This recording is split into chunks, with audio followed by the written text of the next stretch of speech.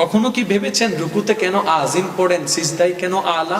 কখনো কি একবার ভেবেছেন হাত বাঁধার সময় আল্লাহু আকবার, রুকুতে যাওয়ার সময় আল্লাহু আকবার, সিজদায় যাওয়ার সময় আল্লাহু আকবার, বৈঠকের সময় আল্লাহু আকবার, রুকু থেকে ওঠার সময় কেন সামি আল্লাহ বলতে হয়? এবার আসেন, এই কোরআন তেলাওয়াত আমাদের কাছে দাম কদ্দুর দেখেন।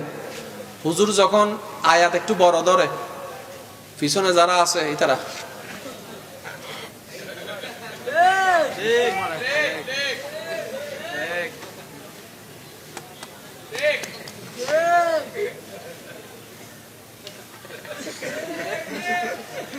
হুজুর নামাজ যাতে শেষ করছি, হুজুর এখন হুজুর ফিসটা কেন হন? আমি আমার অবস্থা বলি না, আমি আমাদের অবস্থা বলেছি। তাহলে কোরআন পড়া মানে আল্লাহর সাথে কথা বলা, সেটার কোনো মূল্যায়ন আমাদের কাছে কেন জানেন? কোরআনকে আমরা জেনেছি, বুঝি নাই। এবার আসেন যুব সমাজ ভাইরা, নবী রাহমাতুল্লিল আলামিন বলছেন, হে আমার উম্মত, তোমরা যখন নামাজে সিজদায় যাও, তোমাদের কপালটা জমিনে লাগে না, রবের দরবারে গিয়ে লাগে। আচ্ছা, আপনার বিবেকে বলেন তো, এর চেয়ে দামি আর কোন জায়গা হতে পারে? এর চেয়ে দামি কোন মর্যাদা হতে পারে? কিন্তু আফসোস আমাদের জন্য, সেই দামি সিজদার মধ্যে যখন ইমাম যায়, তিন তাসবিহকে যখন একটু লম্বা সময় নিয়ে প্রেম নিয়ে পড়ে, পিছন থেকে মিস কল আসে, তার মানে হুজুর আমারটা শেষ হয়েছে, আপনারটা শেষ হইলে কমতিটা কোথায়? শ্রদ্ধার সাথে বলছি, শেষ আলোচনা, নামাজ, কোরআন, ইসলাম জানার দরকার আর নাই, যথেষ্ট জেনেছে, এইবার বোঝার দরকার আছে। আরেকটু জোরে বলেন, কিসের দরকার? আমার যুবক ভাইরা আমার কথার সাথে একমত হন কিনা আপনারা দেখেন। প্রথম হচ্ছে জানা, তারপর হচ্ছে বুঝা, তারপর হচ্ছে করা। সিরিয়াল কি ঠিক আছে নাকি ভুল হয়েছে? যদি বলি জানা আর করা, বেজাল আছে? বেজাল? জোরে বলেন না বেজাল। লবণের কাজ কি? জানা আছে। চিনির কাজ কি? জানা আছে। মশলার কাজ কি? জানা আছে। রাঁধুনির কাজ কি? জানা আছে। গরম পানির কাজ কি? জানা আছে। তো জানা থাকলে একটা কাজ করেন না, মাঝে মধ্যে যে দেশ বউকলে হতে গোসা করে জামাইরে, তুই রাঁধো বই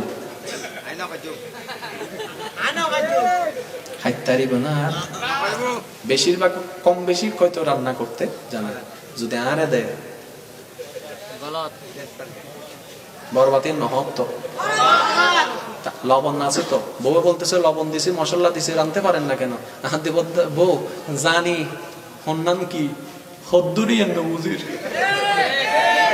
তাহলে একটা জিনিস জানা, একটা জিনিস বুঝা, আর একটা জিনিস করা। কয়টা জিনিস বলেছি ভাইরা? যত জামিলা জানার মধ্যে, বুঝার মধ্যে কোনো জামিলা। এবার যদি আপনি আমাকে হঠাৎ করে এখানে বসায় দেন, কোনটা ভলিউম, কোনটা ইফেক্ট, কোনটা ইকো, কোনটা রিভার্ব, কোনটা বেস, কোনটা হাম, আমাকে সব কিছু জানাই দিলেন, এবার আমি চালাতে পারবো না কেন? বুঝছি না তো, কতটুক দিব, কতটুক ছাড়বো, কত ভোল্টেজে কতটুক। এই জিনিসটা বুঝতে পারলে জিনিসটা পারফেক্ট হয়। এবার আমি প্রশ্ন করবো, আপনার উত্তর দিবেন। নামাজ অবস্থায় কেউ যদি হাত ছেড়ে দেয়, নামাজ থাকবে? আমি সবার মুখ থেকে শুনতে চাই। নামাজ অবস্থায় কেউ যদি নামাজে হাত ছেড়ে দেয়, নামাজ থাকবে? নামাজ অবস্থায় কেউ যদি হাত খুলে ফেলে, নামাজ থাকবে? সবাই একমত আছেন তো? জোরে বলেন না, সবাই একমত আছেন তো? এক মিনিট বাদে কিন্তু কেউ পাল্টাই যাবেন না।